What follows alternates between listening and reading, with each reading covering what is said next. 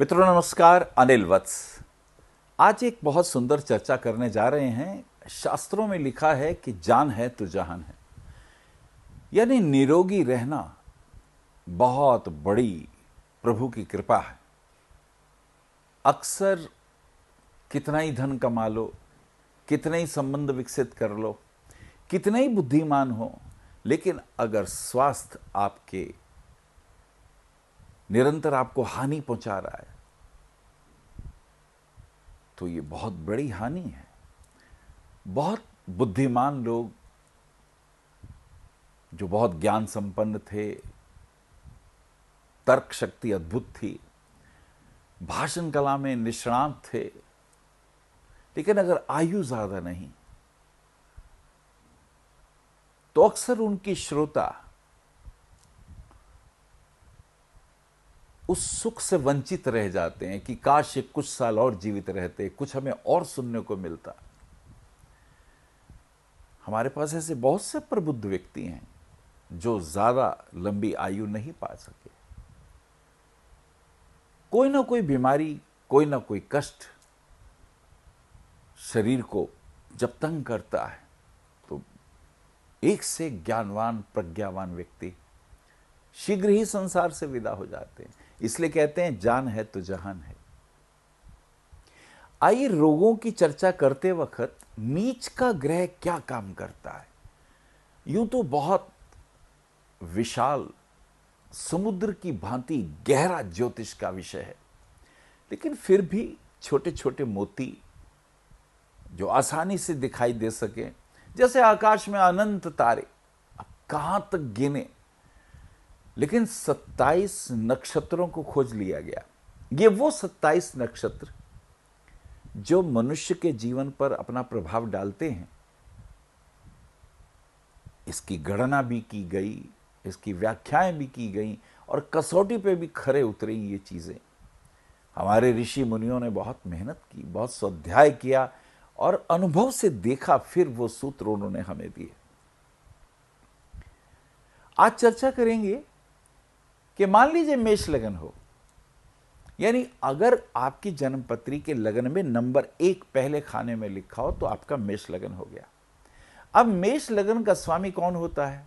स्वभावतः आप जानते हैं मंगल होता है। और अगर ये लगन का अधिपति नीच का हो जाए, नीच का होने का अर्थ ये हो गया कि ये बहुत वीक हो गया, बहुत कमजोर हो गया। If the lord of ascendant is debilitated, अगर ये नीच का हो गया तो नीच का कब होगा? जब ये कर्क राशि में होगा, यानी जन्म पत्री के चौथे भाव में होगा। चौथे भाव में जाने का अर्थ ये हुआ कि ये कर्क राशि का हो गया, तो ये मंगल नीच का हो गया। अब इतना ही समझें अभी कि अगर लगन अधिपति नीच का हो गया, मेष लगन में मंगल कर्क राशि का होकर चतुर्थ भाव में आया, तो कौन से रोग, कौन से कष्ट इस व्यक्ति को अपने जीवन में भोगने पड़ेंगे। और इसे आप कसौटी पे भी कसें, ऐसा नहीं जो हम कहते हैं उसी को समझें। आप अपने जीवन में भी देखें, आसपास भी देखें, तो आप पाएंगे कि लगन का अधिपति यदि नीच का है, अब जैसे हमने मेष लगन का बताया, तो अब मंगल तो वैसे पुट्ठों का, मसल्स का कारक होता है, लेकिन ये मंगल अगर कर्क राशि में नीच का हो गया स्वभावतः, तो काल पुरुष का जो चौथा अंग है वो छाती और फेफड़े होते हैं। तो इस व्यक्ति के छाती और फेफड़ों में कोई ना कोई रोग निश्चित आएगा। Now this is very important। मेष लगन का स्वामी कर्क राशि का होकर अगर चतुर्थ भाव में है तो स्वभावतः ही नीच का हो गया, कमजोर हो गया। तो क्या होगा कि काल पुरुष का जो चौथा अंग है वो आपके फेफड़े और छातियां, अब चूंकि चंद्रमा के घर में मंगल का प्रवेश हुआ, चंद्रमा जल तत्व प्रधान है।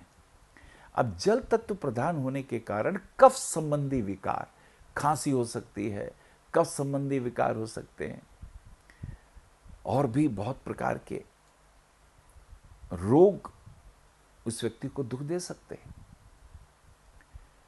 अब अगर मान लीजिए ये जो चंद्रमा है, यानी मंगल कर्क राशि में, और ये चंद्रमा भी नीच का हो जाए, या चंद्रमा 6, 8, 12 चला जाए, अब ये चंद्रमा यानी मंगल तो नीच का हुआ, अब जिस घर में आया वो प्लैनेट भी नीच का हो जाए, तो चंद्रमा अगर नीच का होगा तो वो वृश्चिक राशि में होगा, अर्थात वो अष्टम भाव में चला गया वृश्चिक राशि का, तो ये भी जल तत्व प्रधान हो गया। इसका अर्थ ये हुआ कि अब इस व्यक्ति को जल संबंधी व्याधि निश्चित होगी, एनेमिक भी हो सकता है और रक्त दोष हो सकता है, रक्त संबंधी विकार हो सकते हैं, पर ध्यान रहे कफ के, खांसी के, फेफड़ों में और छाती में ही रोग सर्वाधिक कष्ट देने वाले होंगे। अब और किन किन ग्रहों से प्रभाव पड़ने से ये चीज कितनी बिगड़ेगी वो चीज अभी हम बाद में व्याख्या करेंगे। अभी इतना ही समझे, लगन का अधिपति अगर नीच का हो जाए तो शरीर के उस अंग में यानी छाती और फेफड़ों वाले हिस्से में सर्वाधिक रोगों की संभावना होगी। एक और आयाम देखिए, रोगों को और बारीकी से देख लेना चाहिए। मान लीजिए ये लगन का स्वामी नीच का ना होकर के लगन में ही हो, मेष लगन और मंगल लगन में ही हो, तो क्या होगा? और यदि इस प्लेनेट के ऊपर, इस मंगल के ऊपर पृथकतावादी ग्रहों का पाप प्रभाव हो, और पृथकतावादी ग्रह कौन कौन से हो सकते हैं? अब जैसी मेष लगन की हम बात करेंगे तो उसमें शनि पृथकतावादी ग्रह है, सूर्य पृथकतावादी ग्रह है, राहु और केतु भी पृथकतावादी ग्रह हैं। और एक चीज बहुत इंपॉर्टेंट है, यदि छठे, आठवें और 12वें भाव के भी स्वामी, अब छठे भाव का स्वामी बुध होता है और अष्टम भाव तो वृश्चिक राशि है, वो तो मंगल का ही होगा, और जो 12वां भाव है वो गुरु की राशि है। यानी 6, 8 एंड 12th हाउस के लॉर्ड भी अगर मंगल पर पाप प्रभाव डालें, और ये मंगल जो कि लगन में है, तो कितना अंतर होगा रोगों के बारे में। This is very important. अब ध्यान से समझें कि अब लगन का स्वामी होने से मंगल, ये मेष राशि है, और मेष राशि काल पुरुष का जो अंग है वो सिर है, मुख के ऊपर और सिर के ऊपर सर्वाधिक प्रभाव मेष राशि पर आता है। तो इस व्यक्ति को जो रोग होंगे, जो कष्ट होंगे, जो तकलीफें होंगी, वो चेहरे पे आ जाएंगी, और खास करके माथे और सिर के ऊपर प्रभाव सबसे ज्यादा देखा जाएगा। अब इसी में एक और छोटा सा टर्न ले लेते हैं, क्योंकि मेष राशि के साथ साथ वृश्चिक राशि का भी स्वामी तो मंगल है। जी हां, मेष राशि अग्नि तत्व प्रधान है। अब जो चेहरे पे या सिर पे चोट इत्यादि आएगी उसमें अग्नि का भी प्रभाव है, क्योंकि पहला जो मेष राशि है वो फायर एलिमेंट से रिलेशन रखता है।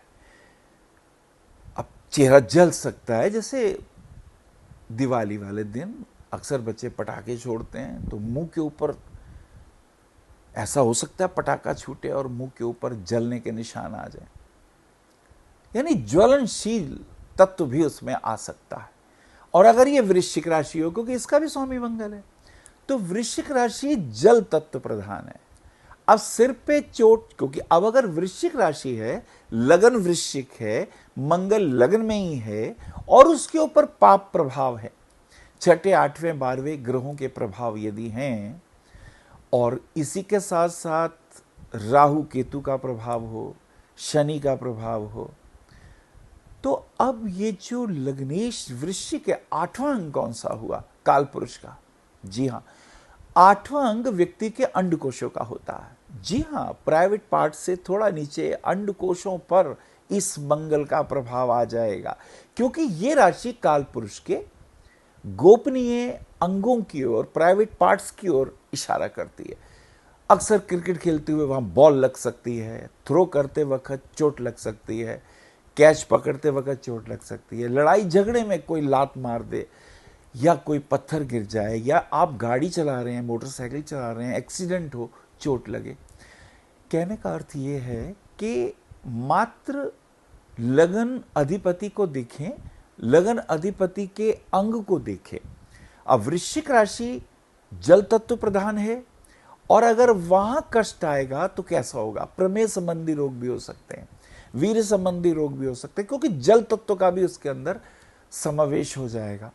तो आपने देखा कि मेष लगन हो या वृश्चिक लगन हो, मेष लगन में अगर लगन का स्वामी लगन में और उसके ऊपर पृथकतावादी ग्रह राहु केतु शनि इत्यादि सूर्य इत्यादि हो, अगर मेष लगन है तो चेहरे के ऊपर ज्वलनशील पदार्थ का फेंका जाना या चोट लगना या किसी का पत्थर का गिरना या आपका सिर दीवार पे लग जाना, जिससे सूजन होती है, ज्वलनशील पदार्थों का चेहरे पे प्रभाव होना। अतः हमें सावधानी बरतनी है। और अगर ऐसा हो तो क्या करें?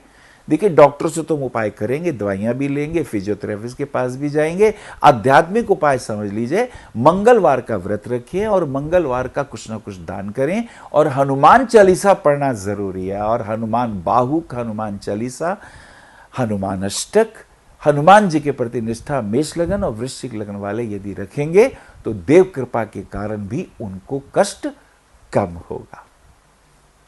नमस्कार।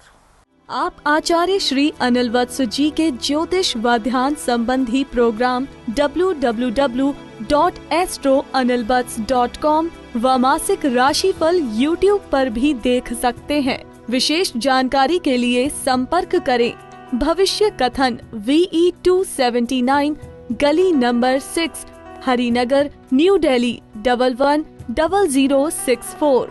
हमारे फोन नंबर है 9891739999 और 9818189993 और 8860006030 और 9810880002। हमारी वेबसाइट है www.bhavishyakathan.org। ईमेल है acharyaanilvats@gmail.com। अपॉइंटमेंट के लिए संपर्क करें सुबह 11 बजे से शाम 6 बजे तक।